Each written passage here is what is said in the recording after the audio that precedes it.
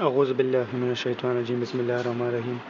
عمومی لسانیات اور عمومی لسانیات کی شاخیں ہم اس ویڈیو میں ڈسکس کریں گے۔ اس کی پہلی شاخ ہے صوتیات، دوسری ہے مارفیمیات، تیسری ہے نحویات اور چوتھی معنویات۔ پہلے عمومی لسانیات کو سمجھتے ہیں کہ عمومی لسانیات کیا ہوتا ہے۔ جیسا کہ ہم جانتے ہیں کہ زبان مختلف آوازوں، ان گنت لفظوں اور بے شمار جملوں کا ایک باقاعدہ نظام رکھتی ہے جو کہ ایک زبان سے دوسری زبان میں بدلتا رہتا ہے۔ آواز میں ہمارا اعضائے صوت، اعضائے تکلم کے مختلف اعضاء میں عمل پیرا ہونے سے تلفظ ہوتی ہے۔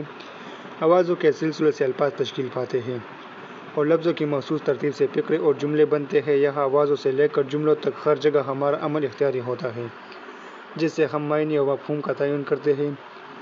زبان کی ماہیت، زبان کے تجزیے کے اصول، مروجہ قواعد سے اس کے اختلافات، لسانی مطالعے کے مختلف شعبوں کے اصول اور ان کا عام تعارف شامل ہوتا ہے۔ انسانی زبانوں کے افاقی حواس کی تلاش کی جاتی ہے۔ زبان کی ساخت کے لحاظ سے توضیحی لسانیات کے مطالعے کو مندرجہ ذیل حصوں میں تقسیم کیا جا سکتا ہے۔ عمومی لسانیات کو توضیحی لسانیات بھی کہا جاتا ہے۔ اگر آپ کو سے پوچھا جائے کہ عمومی لسانیات کیا ہے تو آپ یہ لکھ سکتے ہیں، لیکن اگر توضیحی لسانیات کا بھی پوچھا جائے تو یہی ایک جواب ہوگا دونوں کا۔ اس کی پہلی قسم ہے صوتیات، فونیٹکس۔ اس میں ممکنہ تمام اصوات کو زیر بحث لایا جاتا ہے۔ اس میں ایک زبان سے لے کر کئی اور تمام زبانوں کے اصوات کا مطالعہ کیا جاتا ہے۔ بالفاظ دیگر زبان میں تلفظ ہونے والی آوازوں کی توضیح اور ان کا تجزیہ صوتیات کے زمرے میں آتا ہے۔ جیسے کہ صوتیات لفظ سے ہی واضح ہے کہ صوت آواز کو کہتے ہیں، تو صوتیات میں آواز ہوئی کو زیر بحث لایا جائے گا، نہ کسی اور موضوع کو تو نہیں۔ صوتیات کا تعلق تنظیم سے ہے جس میں مختلف اصوات کی ادائیگی کا مطالعہ عمل میں لایا جاتا ہے۔ یہ لسانیات کا وہ شعبہ ہے جس میں آوازوں کا لسانی اور علمی بنیادوں پر مطالعہ کیا جاتا ہے۔ انسان کا مزاج، ماحول، تعلیم اور تہذیب و ثقافت کے ساتھ ساتھ اس کے اعضائی اصوات بھی زبان کی تشکیل میں کارفرما ہوتے ہیں۔ زبان میں انسان کی صوتی اعضاء کے علاوہ بطور میڈیم ہوا بھی اہم کردار ادا کرتی ہے۔ اس کے علاوہ سننے والے کے اعضائے سماعت بھی۔ یہ تینوں ہی زبان کے نظام کی بنیادی کڑی سمجھے جاتے ہیں۔ ہم کہہ سکتے ہیں کہ صوتیات انسان کی تکلمی آوازوں کی سائنس ہے۔ صوتیات دراصل انسان کی تکلمی آوازوں کی سائنس ہے۔ اس میں صرف انسانوں کی آواز کو ہی موضوع بنایا جاتا ہے، کسی جانور کی آوازوں کو نہیں۔ اس میں انسان منہ سے ادا ہونے والی آوازوں کی امتیازی خصوصیات کا مطالعہ کیا جاتا ہے۔ خصوصاً ان آوازوں پر توجہ دی جاتی ہے جو تمام دنیا کی زبانوں میں پائی جاتی ہیں۔ یہ لوگوں کی ان مختلف آوازوں میں فرق کرنا، ان کو پہچاننا سکھاتی ہے جو کسی بھی بولی جانے والی زبان میں پائی جاتی ہے۔ اس کے علاوہ صوتیات ان آواز کی ادائیگی بھی سکھاتی ہے۔ صوتیات میں یہ مشاہدہ اور مطالعہ کیا جاتا ہے کہ جو آواز میں ہونٹوں کے اتصال سے پیدا ہوتی ہے وہ کیا ہے، اور جو آواز میں دانتوں اور تالو حلق کی مدد سے پیدا ہوتی ہے ان کی کیا صورتحال ہے۔ بولتے وقت پیدا ہونے والی آوازوں کے صوتی تجزیے سے ماہرین صوتیات نتائج اخذ کرتے ہیں اور تکلمی جملوں کا تجزیہ کر کے لسانیاتی اور صوتیاتی تجربات کو سامنے لاتے ہیں۔ اصوات پیدا کرنے والے مختلف اعضاء پر بات کرتے ہیں اور صوتی عمل میں ان کے کام فنکشن کا جائزہ لیتے ہیں۔ اس میں سانس بھی اہم کردار ادا کرتی ہے۔ لسانیات میں آوازوں اور آوازوں کو پیدا کرنے والے اعضاء کا خصوصی مطالعہ کیا جاتا ہے۔ ان اعضاء میں ناک، زبان، گلا، ہونٹ، دانت، مسوڑھے، حلقوم، صوت، دانت، سانس وغیرہ شامل ہیں۔ ہونٹوں کی مدد سے 3 قسم کی آوازیں پیدا کی جا سکتی ہیں۔ جب دونوں ہونٹ سختی سے بند ہو تو ایسے میں جو آواز پیدا ہوگی اسے بندشی آوازیں کہتے ہیں۔ اگر ہونٹ سختی سے بند ہو اور سانس منہ کے بجائے ناک سے خارج ہو تو ایسی آوازوں کو انپی آوازیں کہا جاتا ہے۔ اگر ہونٹ بند ہو اور مگر سختی سے بند نہ ہو تو جو آواز نکلے گی انہیں صفیری آوازیں کہا جاتا ہے۔ کچھ آواز لفظ کے اختتام پر لب بند ہو جائے جیسے جیم، لام، میم۔ کچھ حروف کی ادائیگی میں دونوں ہونٹ بند ہو کر کھلتے ہیں، با، پا، حمزہ۔ کچھ حروف میں ادائیگی کے وقت آخر دونوں ہونٹ بند ہوتے ہیں مگر بند ہونٹوں کے بیچ میں سے سانس خارج ہوتی ہے، مثلاً الف، صاد، کا۔ کچھ حروف کی ادائیگی میں ہونٹ تھوڑے کھلے رہتے ہیں اور شروع میں سانس خارج ہوتی ہے، مثلاً سین، شین، ضا، ہا، عین، غین۔ صوتیات دراصل بولتے وقت، سنتے وقت یا ہوا کے دوش پر آوازوں کے مطالعہ کا نام ہے۔ زبان میں ایک مسوتے کو کئی طرح سے استعمال کیا جاتا ہے۔ کچھ مسوتے طویل آواز کی ادائیگی میں کام آتے ہیں اور کچھ مختصر آواز کی ادائیگی میں۔ صوتیات جہاں توضیحی علم ہے وہاں ایک عمومی علم بھی ہے، کیونکہ یہ تمام انسانوں کی آوازوں سے متعلق ہے۔ حاصل خلاصہ یہ ہے کہ صوتیات لسانیات کی وہ شاخ ہے جس میں ہم کسی زبان کی آوازوں کے مخارج کا مطالعہ کرتے ہیں۔ اس میں منہ کے ان حصوں کا مطالعہ کیا جاتا ہے جن سے بولنے میں مدد لی جاتی ہے اور یہ دیکھا جاتا ہے کہ وہ کس طرح کام کرتے ہیں۔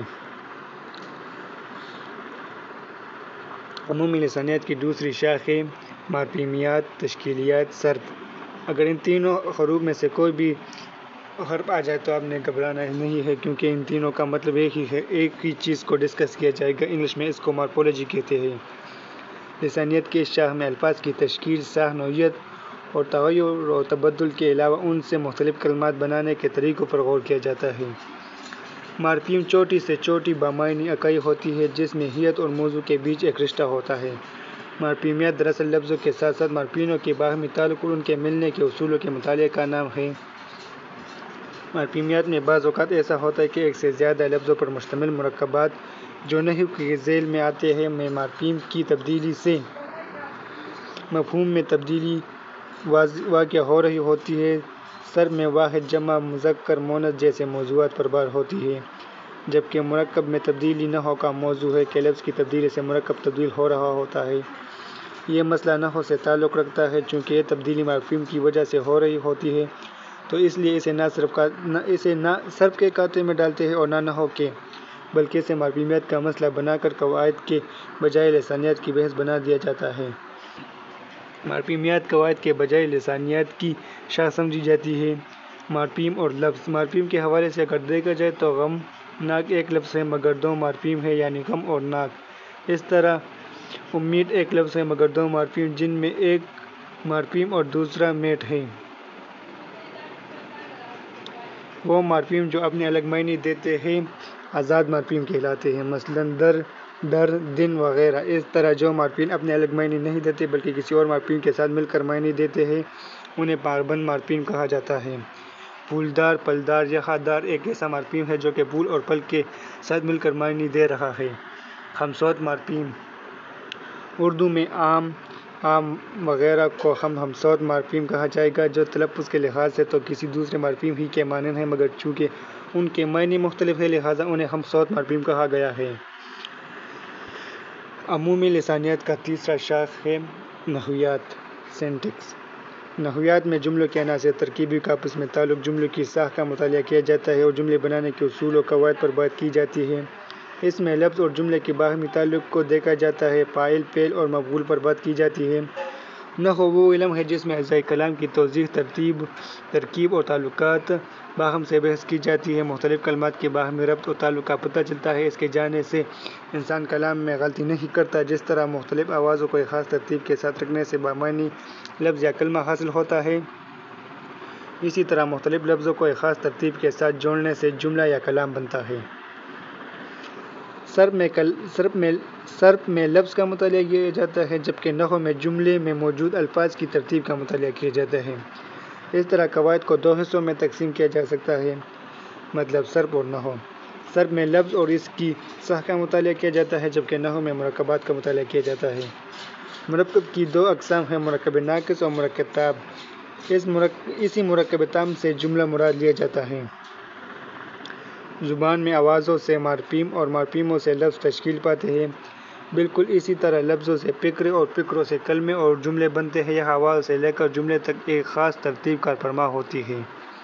ہر زبان اپنے مزاج اور کردار کے مطابق ان ترتیبوں کی اجازت دیتی ہے۔ جب یہ ترتیب اپنی خصوصیت کے اعتبار سے موضوع بحث ہوتی ہے تو نحویات کے مطالعے کا موضوع بن جاتی ہے۔ دراصل لفظوں کی فقروں میں اور فقروں کی کلے اور جملے میں ترتیب، ان کی باہم مطابقت اور مجموعی طور پر جملے کی ترکیب یا تعمیری ساخت نحویات کے اصل موضوعات ہیں جو ایک زبان سے دوسری زبان میں بدلتے رہتے ہیں۔ جملے میں خواہ کوئی بھی ترتیب ہو، باہم مطابقت کی نوعیت کیسی بھی ہو اور کسی طرح کی توثیق ہو، جملہ یا اس کی تعمیری ساخت یا ترکیب اس وقت تک مکمل نہیں ہوگی جب تک وہ کسی خیال کو پوری طرح پیش نہ کریں۔ مثلاً احمد جاتا ہے ایک مکمل جملہ ہے جس میں خبر کے طور پر ایک خیال پیش کیا گیا ہے۔ یہ جملہ 3 الفاظ یعنی اسم فعل اور امدادی فعل سے ایک خاص ترتیب میں مکمل ہوا ہے جو اردو جملے کی مخصوص تعمیری ساخت ہے۔ اس جملے میں احمد اسمی اور جاتا ہے فعلی فقرے ہے۔ اس پر مزید اضافہ کرتے ہوئے ہم کہہ سکتے ہیں کہ میرا دوست احمد اسمی فقرے کی توثیق بھاگتا ہوا جاتا ہے فعلی فقرے کی توثیق۔ اس کی مزید توثیق ہو سکتی ہے یعنی میرا ایک قریبی اچھا دوست تیز بھاگتا ہوا گھر جاتا ہے۔ یہاں لفظوں کی ترتیب اور فقروں کی توثیق کے کچھ اصول وضع کیے جا سکتے ہیں۔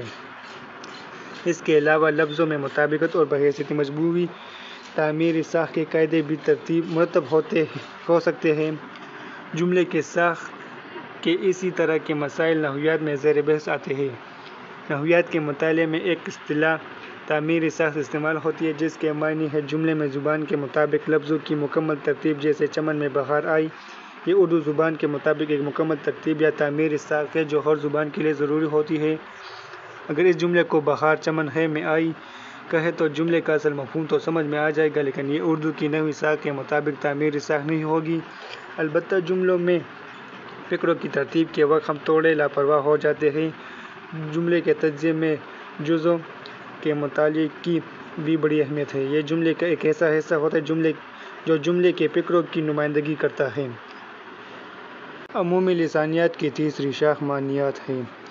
معنیات سے مراد معنی کا مطالعہ ہے۔ الفاظ جس طرح صوتی اعتبار سے اپنی ایک تاریخ رکھتے ہیں اور ابتدائی زمانے کے ساتھ ان کی شکلیں بدلتے کچھ کی کچھ ہو جاتی ہے اسی طرح ان کے معنی بھی بدل جاتے ہیں اور وقت کے ساتھ ساتھ الفاظ کے وہ معنی باقی نہیں رہتے جو کبھی تیز زبان میں لسانی عمل کے ذریعے بامعنی آوازیں الگ کی جاتی ہیں پھر ان کے لیے متعین کردہ الفاظ اور علامات کے معنی پر پھر بحث کی جاتی ہے۔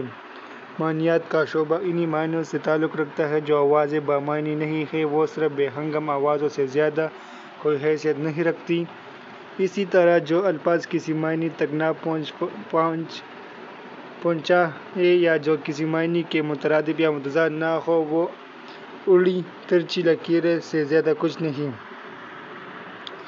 پہلے تو بہت سے ماہرین معنی کے مطالعے کی اہمیت کے قائل ہی نہیں تھے لیکن جب مشہور ماہر لسانیات نوم چسکی نے معنیات کو اپنی مجوزہ قواعد کے 3 عناصر میں شامل کیا تو اس کے بعد سے معنیات کو باقاعدہ طور پر لسانیات کی ایک اہم شاخ تصور کیا جانے لگا۔ زبان میں ان گنت الفاظ ہوتے ہیں۔ الفاظ ساکت کے علاوہ ایک دوسرے کے مقابلے میں معنی کے اعتبار سے پہچانے جاتے ہیں۔ زبانوں میں عموماً ایک معنی کے لیے کئی الفاظ استعمال ہوتے ہیں لیکن ایسی مثالیں بھی مل جاتی ہیں جہاں محض ایک لفظ کے ذریعے ایک سے زیادہ معنی پیش کیے جاتے ہیں۔ بہرحال صورتحال کچھ بھی ہو ان کے کچھ اصول ہوتے ہیں جو لفظ کی معنوی خصوصیات پر روشنی ڈالتے ہیں۔ معنی کیا ہے ان کا دائرۂ عمل کیا ہے وہ کن بنیادوں پر ایک دوسرے سے الگ کیے جا سکتے ہیں الفاظ میں معنیوں کی تبدیلیاں کس طرح رونما ہوتی ہیں یہ تمام مباحث معنیات کے موضوعات ہیں۔ الفاظ کے معنوں میں جو تغیرات رونما ہوتے ہیں وہ جغرافیائی ماحول تاریخی پس منظر سماجی دباؤ اور مختلف سیاق و سباق کا نتیجہ ہوتے ہیں۔ لفظ کے معنی اعتبار سے کئی روپ اختیار کر لیتا ہے۔ یہ اس پر منحصر ہے کہ لفظ کا پس منظر کیا ہے اور اس کے مطابق معنی کی توضیح کی جاتی ہے۔ دراصل لفظ کے معنی کو اس کے سیاق و سباق متاثر کرتا ہے۔ کوئی لفظ اگر منفرد طور پر کوئی ایک خاص معنی دیتا ہے تو بہت ممکن ہے کہ جملے میں اپنے سیاق و سباق سے متاثر ہو کر وہ کسی دوسرے مفہوم کو ادا کرے۔ مثال کے طور پر اردو کا ایک لفظ گھر کو لیجیے اس کا ایک خاص مفہوم ہے یعنی وہ جگہ جہاں ہم رہتے ہیں۔ اس لفظ کے ادا کرتے ہی ہمارے ذہن میں چند کمروں کھڑکیوں دروازوں دیواروں چھتوں اور فرش پر مشتمل ایک جگہ کا تصور ابھرتا ہے لیکن اگر کہا جائے چڑیا اپنے گھروں کی طرف پرواز کر رہی ہے تو یہاں جو تصویر ہمارے سامنے آئے گی وہ ہمارے گھر کی تصویر سے مختلف ہوگی۔ یہاں گھر کا مفہوم سیاق و سباق کی وجہ سے یکسر بدل گیا ہے۔ ایک لفظ مرکب ساخت کا جز بن کر بھی اپنا مفہوم بدل دیتا ہے جیسے چڑیا گھر ڈاک خانہ وغیرہ۔ یہاں گھر سے مراد رہنے کی جگہ ہی نہیں ہے بلکہ وہ مقام ہے جہاں انواع و اقسام کے جانور اور پرندے پالے جاتے ہیں اور جہاں ڈاک کا کاروبار چلتا ہے۔ اس طرح یہاں گھر کا مطلب پہلے دونوں مفاہیم سے الگ ہوگا۔ کچھ الفاظ ایسے بھی ہوتے ہیں جو اصطلاح کے طور پر استعمال ہو کر اپنی معنی کو بہت محدود کر لیتے ہیں۔ اردو کا ایک لفظ نظم ہے جو شاعری کے ایک مصنف کے طور پر بھی استعمال ہوتا ہے اور بحیثیت مجموعی شاعری کے لیے بھی، جیسے پیش کی ایک نظم کا عنوان تنہائی ہے اور اسے نظم و نثر پر قدرت حاصل ہے۔ اس کے علاوہ اس ادارے کا نام نظم و ضبط بہت اچھا ہے۔ ان تینوں جملوں میں نظم کے معنی جدا ہیں۔ دراصل الفاظ کے معنی کی توضیحات ہی معنیات کا اصل موضوع ہے۔ مختصر یہ کہ کسی لفظ کے مفہوم سے اس کا وہ مقام مراد ہے جو کہ اسے کسی مخصوص زبان کے دیگر الفاظ کے ساتھ رشتوں کے نظام میں حاصل ہے۔ ہر زبان میں ایسے الفاظ ہوتے ہیں جو ایک دوسرے سے مختلف تو ضرور ہوتے ہیں مگر ان میں معنی کی بعض خصوصیات مشترک ہوتی ہیں۔ وہ سب ایک ہی قبیل، ایک ہی گروہ یا ایک ہی موضوع سے تعلق رکھتے ہیں۔ معنیات کے بغیر کسی بھی قسم کی زبان کا مطالعہ یا زبان کی تدریس ممکن ہی نہیں۔